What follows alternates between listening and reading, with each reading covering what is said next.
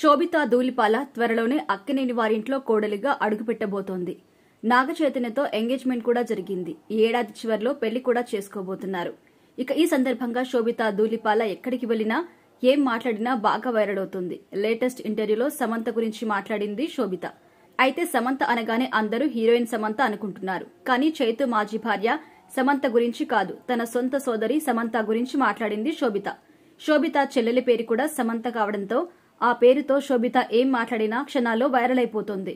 తన చెల్లెలు సమంత అంటే చాలా ఇష్టమన్న శోభిత ఈ మధ్య తన సోదరి పెళ్లి జరిగిందని, ఆ సమయంలో ముస్తాబై మండపంలో కూర్చున్న తనని చూసి ఆనందంతో కళ్లల్లో నీళ్లు తిరిగాయని చెప్పుకొచ్చింది. తన పెళ్లి కారణంగానే బంధువులు అందరినీ కలిశాను అంది. కెరియర్లో బిజీగా ఉండడం వల్ల ఇన్నాళ్లు దూరంగా ఉన్నాను అందరికీ.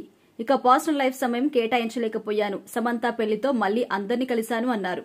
ఇక ఇదే ఇంటర్వ్యూలో చైతు గురించి మాట్లాడుతూ తను చాలా మర్యాదస్తుడు, చాలా హుందాగా ఉంటాడు, ఎప్పుడూ కూల్గా కనిపిస్తాడు. చైతులో ఈ లక్షణాలు చాలా ఇష్టమని చెప్పుకొచ్చింది శోభిత. ఇప్పుడు శోభిత చేసిన కామెంట్స్ సోషల్ మీడియాలో వైరల్ అవుతున్నాయి.